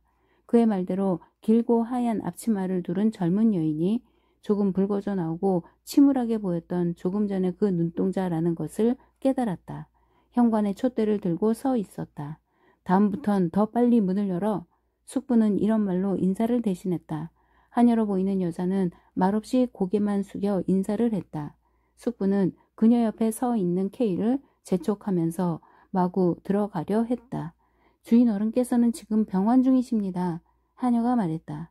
K는 그때까지도 멍한 표정으로 그녀의 얼굴만 바라보고 있었다. 그녀는 열려있는 현관문을 닫으러 갔다. 인형처럼 둥그렇게 생긴 얼굴이었다. 약간 창백한 볼, 이마, 관자놀이, 턱 모두가 둥글둥글하게 생긴 여인이었다. 요제프, 숙부는 다시 한번 그녀를 보고 물었다. 주인 어른은 심장이라도 나쁜 거냐? 잘 모르겠습니다만 아마 그런 것 같습니다. 이렇게 대답한 하녀는 촛대를 들고 앞장서서 걷더니 안쪽에 있는 방문을 열었다. 불빛이 닿지 않은 방구석 쪽에 있는 침대 위에서 기다랗게 수염이 자라난 얼굴이 일어났다. 레니, 누구시냐? 변호사는 촛불에 눈이 부셔 손님의 얼굴이 보이지 않는 모양이었다. 알베르트네, 자네 옛 친구일세. 숙부가 그렇게 말했다. 아, 알베르트로군. 변호사는 손님이 자신의 친구라는 것을 알자 마음이 놓였는지 다시 침대에 쓰러지다시피 누웠다. 몹시 편찮은 모양인데 숙부는 침대에 걸터 앉으면서 물었다. 전부터 앓던 심장병이 또 재발한 모양이야. 뭐 곧 낫겠지. 그랬으면 좋으련만. 이번에는 여느 때와는 달리 증세가 좀 수상쩍단 말이야. 숨이 차고 밤에는 잠도 잘 수 없고 왠지 나날이 쇠약해지는 것 같아. 그래? 그건 좋지 않지. 단단히 몸조리를 해야겠는걸. 그런데 이 방이 틀렸어. 너무 음침하잖아. 지난번에 왔을 때에는 이렇지 않았어. 오래된 일이기는 하지만 그때는 포근한 느낌이 드는 밝은 방이었단 말이야. 그리고 저 여자 말이야. 인상이 좋지 않아. 어딘지 모르게 마음을 놓을 수 없는 꺼림직한 데가 있단 말이야. 하녀는 촛대를 들고 여전히 문 곁에 서 있었다. 무엇을 보고 있는지 알 수 없는 시선이었다. 그녀는 자신의 이름을 들먹거리는 숙부 쪽을 바라볼 만도 하건만 엉뚱하게도 K만을 바라보고 있었다. K는 의자를 옆으로 끌어다 놓고 기대고 있었다. 이런 병은 안정이 제일이거든. 마음까지 침울하지는 않아. 저 레니는 내 뒷바라지도 잘해주는 아주 좋은 아가씨야. 변호사는 이렇게 말했으나 숙부는 그 말을 믿지 않는 듯 했다. 뿐만 아니라 그 간호사에 대해서 더 한층 적개심을 느끼는 것 같았다. 환자에게는 자기의 심정을 말하지 않았지만 간호사가 침대 옆으로 와서 작은 탁자 위에 촛대를 내려놓고 상체를 굽혀 환자의 이불을 바로잡아주며 나직한 목소리로 말하고 있는 모양을 날카롭게 지켜보고 있었다. 숙부는 상대가 환자라는 생각은 거의 염두에도 없는 듯 싶었다. 왠지 금방이라도 의자에서 일어나 간호사의 목덜미를 움켜잡고 침대에서 끌어낼 것 같은 모습이었다. K는 냉정했다. 그리고 변호사가 병석에 있다는 것이 반갑기도 했다. 자신의 사건 때문에 동분서주하는 숙부의 열성에 이끌려 변호사의 집을 찾아왔으므로 숙부의 기세가 한풀 꺾이게 된 이 뜻밖의 사태에 충분히 감사할 만했다. 그때 숙부가 말했다. 간호사 아가씨, 주인 어른과 개인적인 용건이 있으니 미안하지만 잠시 자리를 비켜주시겠소? 숙부의 말투에는 그녀의 기분을 상하게 하고도 남을 만한 것이 노골적으로 드러나 있었다. 그러자 아직 환자 위로 몸을 굽히고 벽에 닿은 이불을 펴고 있던 그녀는 얼굴만 돌린 채 무표정하게 말했다. 보시다시피 병환 중이시니까 개인적인 말을 하셔서는 안 됩니다. 우라가 치밀어 오르면 그만 흥분해서 침이 마를 때까지 떠들어대는 숙부의 성격과는 대조적이었다.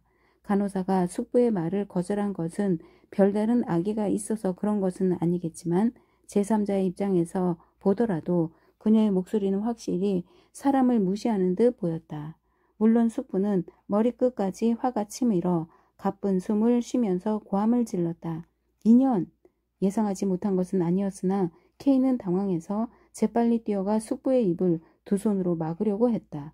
그러나 그녀의 뒤에서 환자가 몸을 일으켰다. 숙부는 찌푸린 얼굴로 서 있었으나 곧 냉정을 되찾고는 말을 이었다. 서로 이야기하면 알게 될 테지만 억지로 그래 달라고는 하지 않는다. 부탁이야. 자리를 좀 비켜줘. 간호사는 획 몸을 돌리더니 숙부 쪽으로 등을 돌린 채 침대에 붙어 서서 K가 보기에는 한 손으로 변호사의 손을 어루만지고 있는 것 같았다. 레니는 절대로 안심할 수 있는 사람이야. 환자의 이 말에는 간절한 애원이 깃들여 있었다. 나 자신의 이야기가 아니야. 내 비밀 이야기가 아니란 말이야. 숙부는 이렇게 말하고 환자에게 등을 돌려버리고는 더 이상 말하지 않겠다는 태도를 보였다. 그렇다면 누구의 이야기란 말인가? 변호사의 목소리는 더욱 작게 들리며 다시 이불 속으로 몸을 뉘었다. 내 조카의 문제야. 숙부는 이렇게 말하고 나서 같이 왔어 하고 말했다. 그리고는 곧이어 은행의 업무 부장으로 있는 요제프 K라고 소개했다. 그래? 환자는 곧 기운을 되찾은 듯 K에게 선뜻 악수를 청하면서 말했다. 함께 온 줄 미처 몰랐습니다. 신뢰가 많았군요. 그리고 간호사를 향해 말했다. 레니, 잠시 나가 있어요. 변호사는 아무 말도 하지 않고 얌전히 밖으로 나가려고 하는 그녀에게 손을 내밀었다. 마치 오랜 작별이라도 아쉬워하는 듯한 모습이었다. 그렇다면 자네는? 마침내 변호사가 입을 떼었고 숙부는 약간 마음이 누그러져서 침대가로 다가 앉았다. 문병 온 것이 아니고 일거리를 가지고 왔단 말이로군. 조금 전까지 그는 문병에도 질려버렸다는 듯한 표정이었는데 숙부가 온 목적을 눈치채고는 새삼 기운이 치솟는지 팔꿈치로 상체를 꿰고 다른 손으로 수염을 만지기 시작했다. 그것 봐. 그 귀찮은 것이 없어지니 금방 혈색이 좋아지는군. 숙부는 이 말을 하고 나서 잠시 긴장한 얼굴로 입을 다물고 있더니 갑자기 작은 소리로 엿듣고 있구나 하면서 문 앞으로 뛰어갔다. 숙부는 거칠게 방문을 열었으나 그곳에는 아무도 없었다. 그러나 숙부는 엿듣지 않는 것은 더 한층 고약한 음모가 있기 때문이라고 생각하고는 실망한 표정이 아니라 몹시 찌푸린 얼굴로 돌아왔다. 자네는 그 아가씨를 오해하고 있어. 변호사는 그렇게 말하고는 더 이상 말을 하지 않았다. 그러나 이 한마디로 이상하게 빗나가기만 하는 방 안의 분위기를 바로 잡으려 하는 것 같았다. 변호사는 진지한 태도로 이야기를 시작했다. 자네의 조카 사건인데 어떻게 해서라도 도움을 주고 싶네. 다만 그 일을 해낼 만한 기력이 내게 남아있을지 어떨지. 그것이 좀 불안하지만 말이야. 그렇다고 처음부터 꽃무늬를 빼기는 싫고 내가 감당할 수 없을 때는 응원도 받을 수 있으니 안심하게. 솔직히 말해서 나는 이 사건에는 굉장한 흥미를 느끼고 있으니 모처럼의 기회를 놓치기도 싫어. 만약 심장병으로 절대로 그 일을 해낼 수 없으면 그건 또 그런 대로 내게는 좋은 계기를 마련해주는 결과가 되는 거야. 변호사 노릇을 그만두는 거지. K는 변호사의 말을 전혀 알아들을 수가 없어서 숙부의 얼굴을 향해 눈짓으로 설명을 구했다. 숙부는 변호사의 말에 일일이 고개를 끄덕여 보이면서 남김없이 동의를 나타내고 가끔 K의 얼굴을 곁눈질로 바라볼 뿐이었다. 숙부는 소송 내용을 미리 변호사에게 말해 두었던 걸까? 아니, 그럴 리 없었다. 그것은 여기 왔을 때의 상황으로 봐서도 알 수 있었다. 그래서 K는 이렇게 물었다. 저로서는 잘 이해가 되지 않습니다만. 변호사도 K처럼 놀람과 당혹함을 얼굴에 한가득 드러내면서 물었다. 그렇다면 내가 지금 엉뚱한 이야기를 했다는 건가요? 제가 좀 지나치게 앞질러 갔는지 모르지만 당신의 용건이라는 게 그 소송 사건 아니었습니까? 그럼, 숙부가 말했다. 그리고는 K를 바라보며 동의를 구했다. 다른 이야기는 없잖아.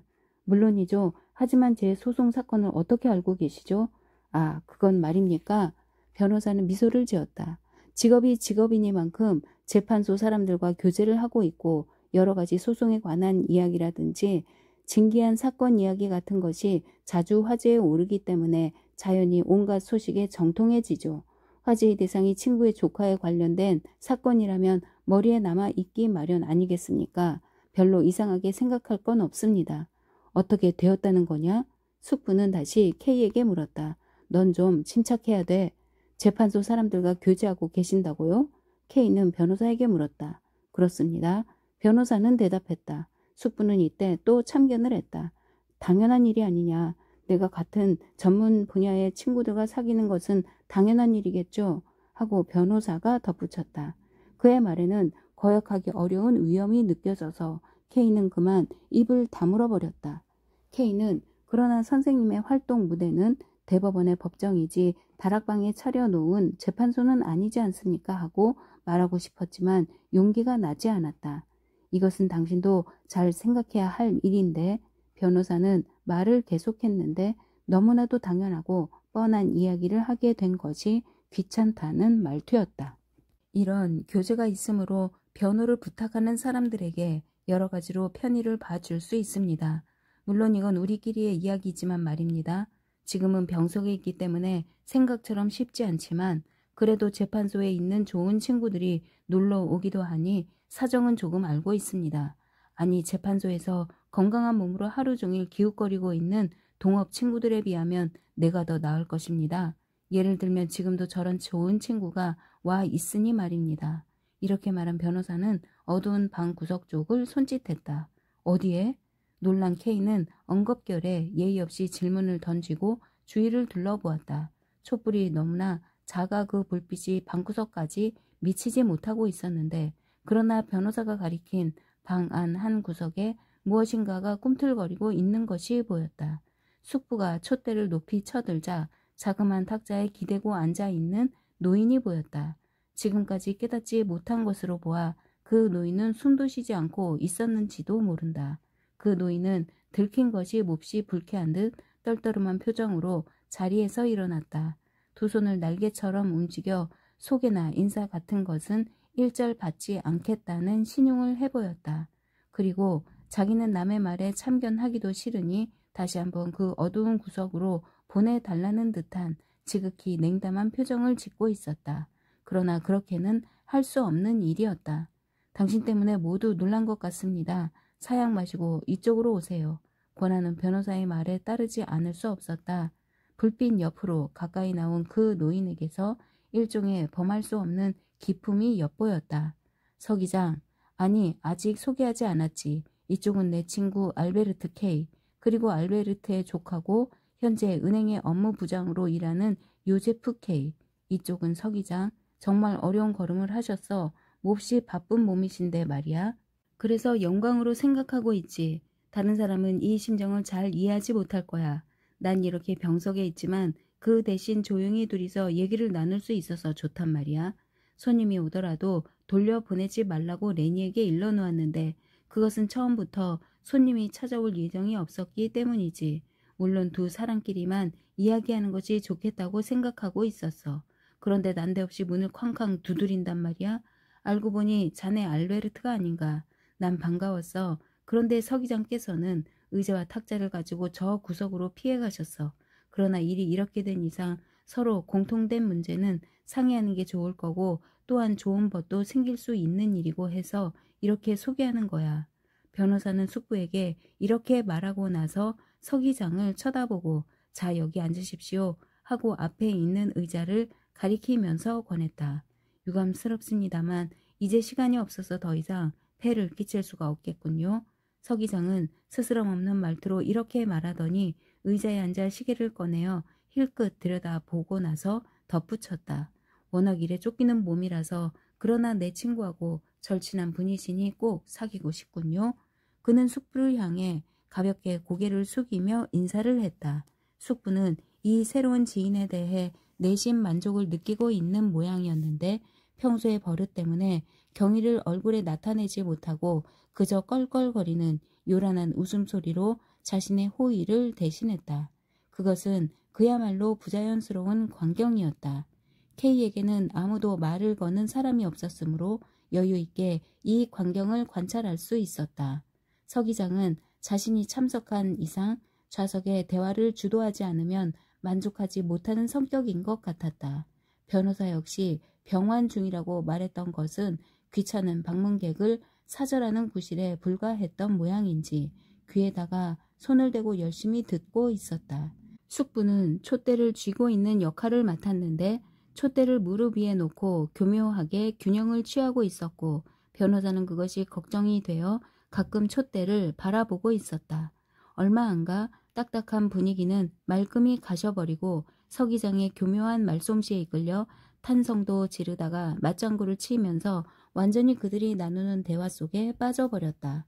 침대 옆에 서 있는 K를 서기장은 완전히 묵살해 버린 듯 싶었다.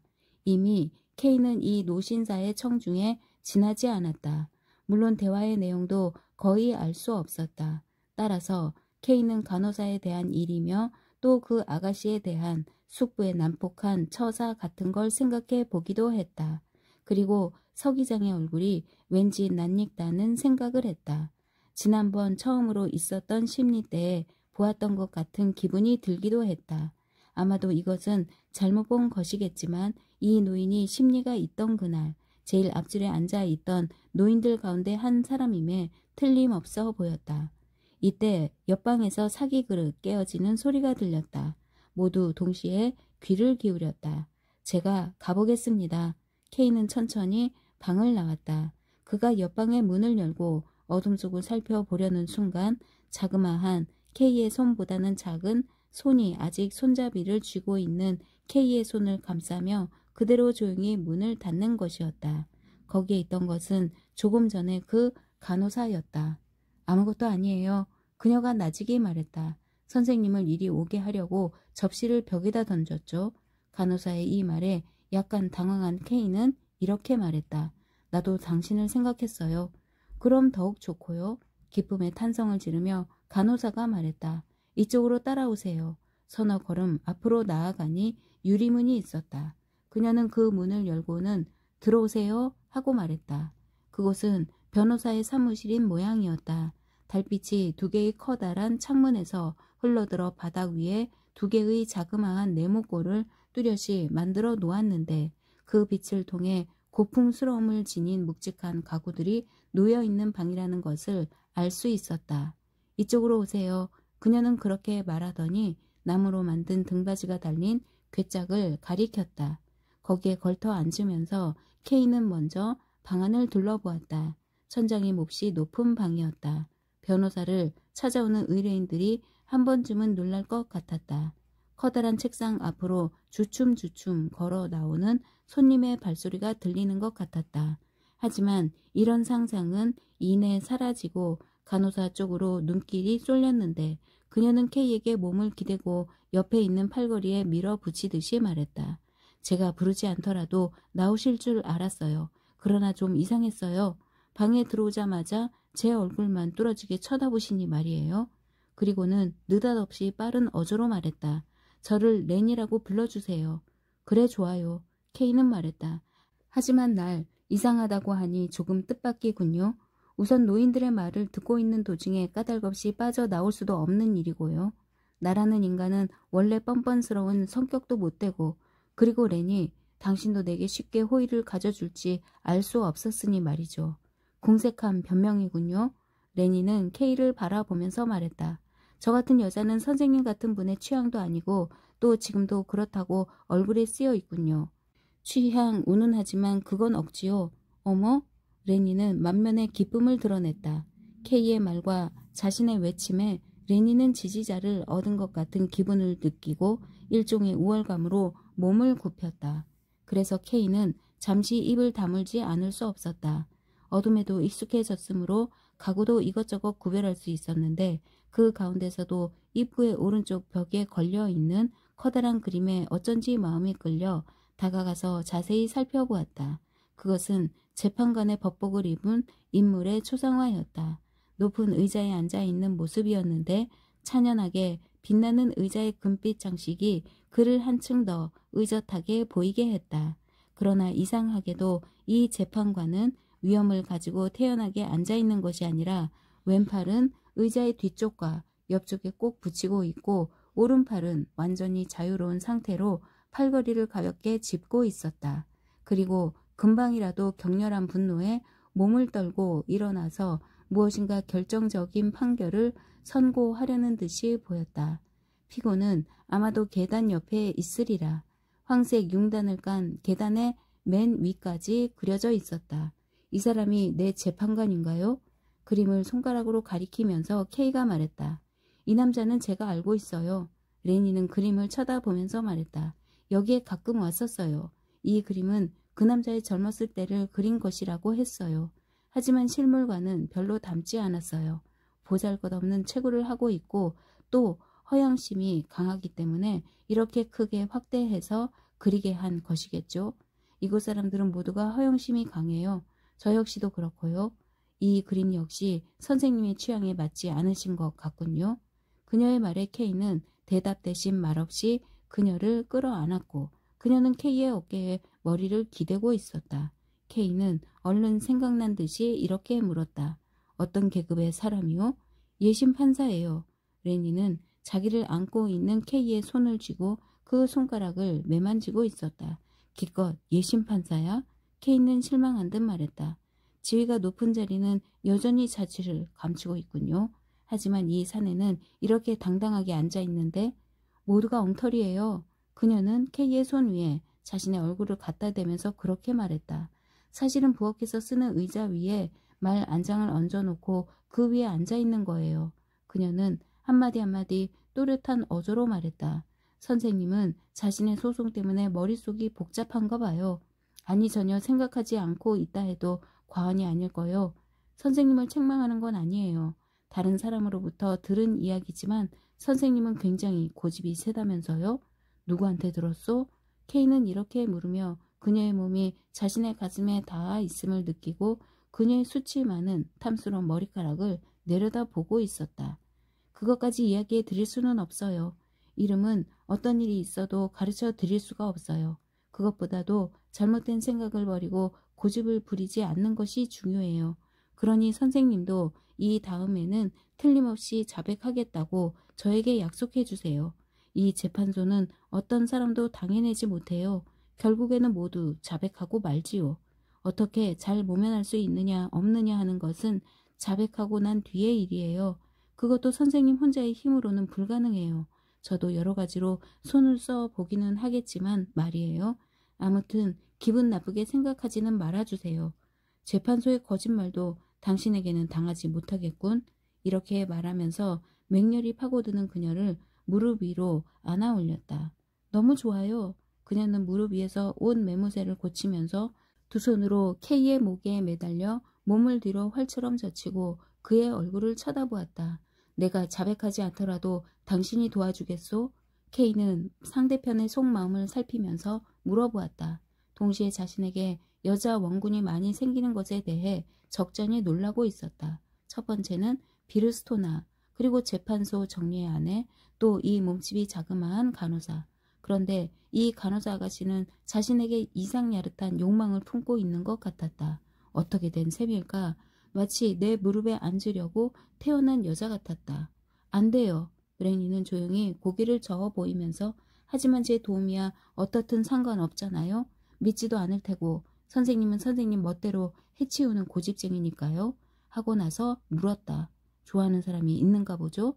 무슨 소리, 농담 말아요. 숨길 것 없잖아요. 엉뚱한 소리만 하는군. 설사 있다고 해도 모두 옛날 이야기고 지금은 아무런 관계가 없소. 다만 사진이 그 추억을 남겨주고 있을 뿐이지.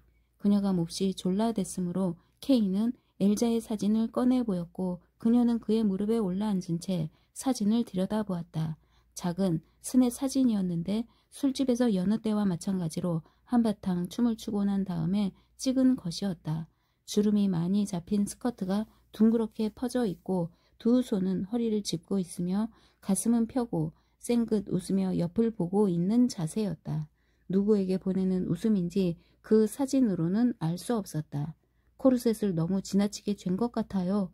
레니는 말하면서 그 근처인 듯한 위치를 가리켰다. 인상이 좋지 않군요. 틀림없이 성격이 거칠 것 같아요. 그러나 선생님에게만은 다정스럽고 친절하게 굴지도 모르겠군요. 사진을 보니 그런 느낌이 들어요. 몸집이 크고 육체가 풍만한 사람은 다정스럽고 친절할지 몰라도 달리 장점이라고는 없는 법이에요. 선생님을 위해서 목숨이라도 바칠 수 있는 그런 여자일까요?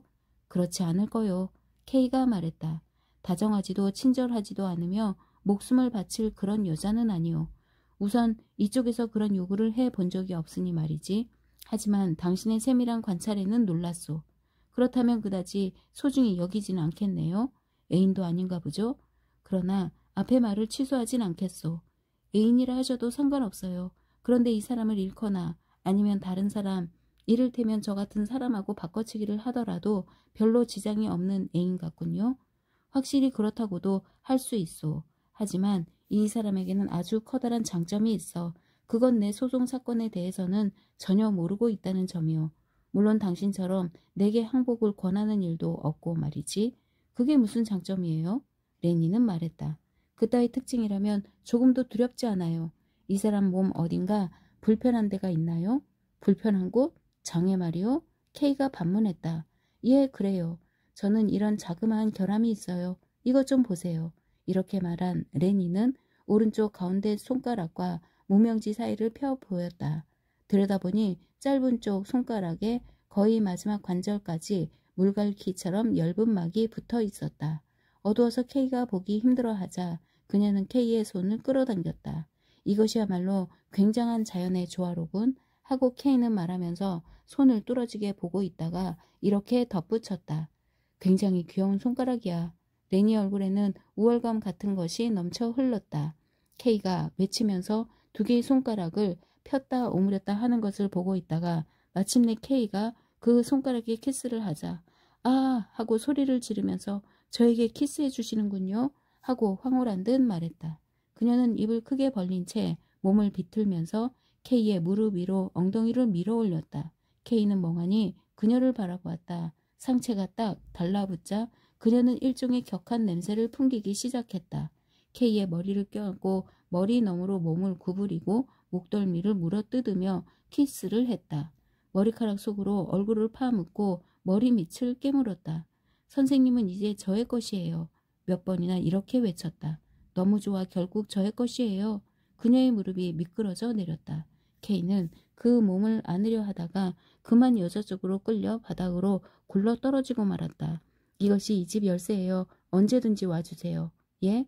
마지막으로 그녀는 말했다. 돌아가려는 K의 등에 뒤쫓아오던 그녀의 입술을 다시 한번 느꼈다. 바깥으로 나오니 가랑비가 내렸다.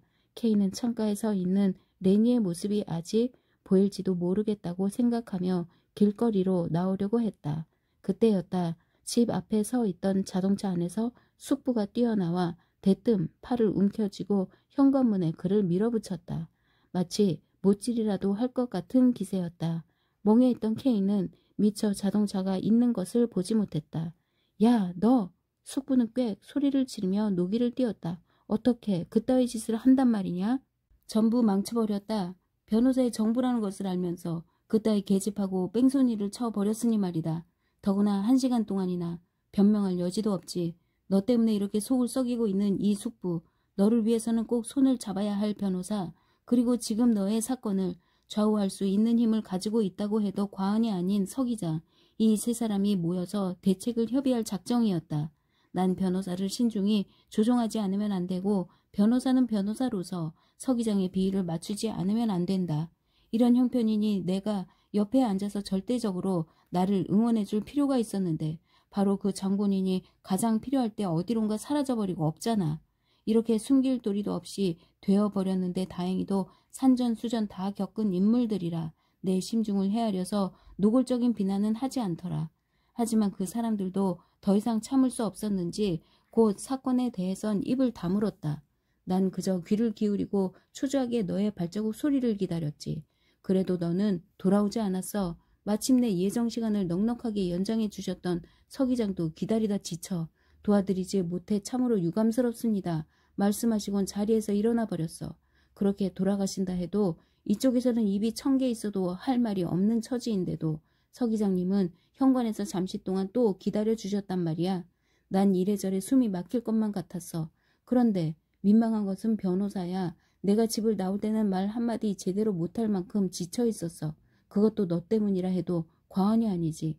내가 신뢰할 수 있는 사람을 지치게 하고 죽음을 재촉한 결과가 되었어. 게다가 이 숯불을 빗속에 1시간이나 세워두고는 속을 태우고. 한번 만져봐. 흠뻑 젖었어.